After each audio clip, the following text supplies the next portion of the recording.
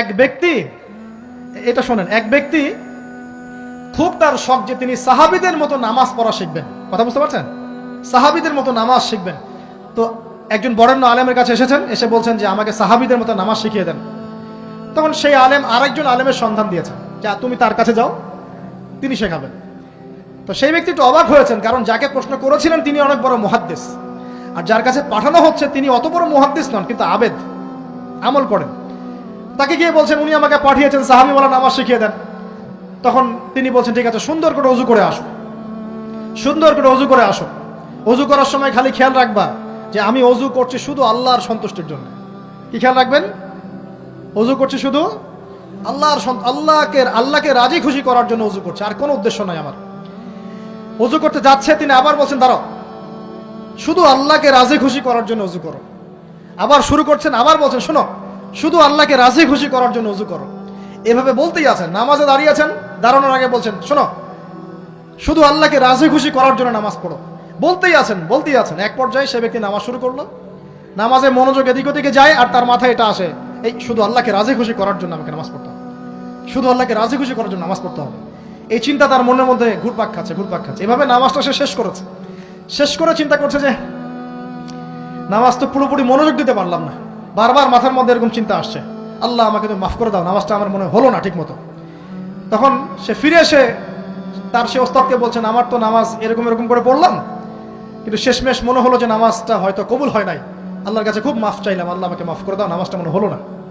তখন সেই যে প্রথম ব্যক্তি যিনি পাঠিয়েছেন তিনি বলছেন এটাই হলো সাহাবীওয়ালা নামাজ। তারা আল্লাহকে রাজি খুশি করার জন্য নামাজ পড়তেন, নামাজ শেষ করে আল্লাহর কাছে ইস্তেগফার করতেন, আল্লাহ কিছুই হলো না। আমার কথা কি বুঝতে পারছেন? অতএব আল্লাহকে রাজি খুশি করার জন্য আপনি আপনার আবেগ, আপনার ইবাদত সব ঢেলে দিবেন ইনশাআল্লাহ, অন্য কারো কাছে কিছু পাওয়ার আশা করবেন।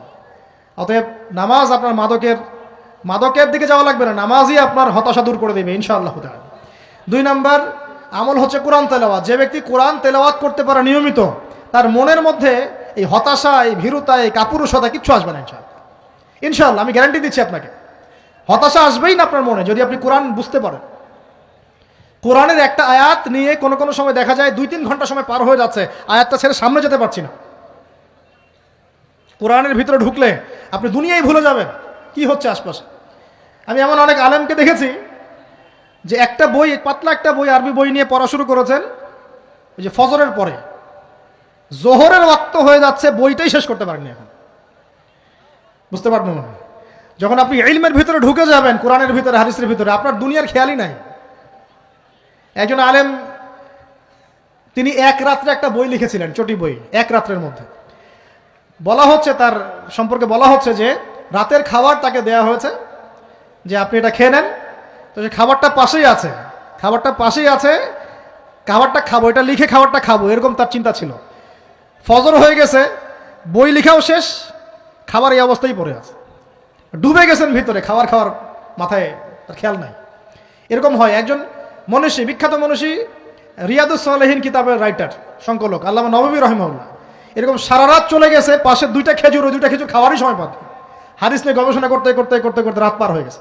আমি বলতে চাচ্ছি যখন ইলমের ভিতরে, কোরআন হাদিসের ভিতরে ঢুকে যাবেন, আপনার দুনিয়ার খেয়াল আপনার চলে যাবে ইনশাআল্লাহ।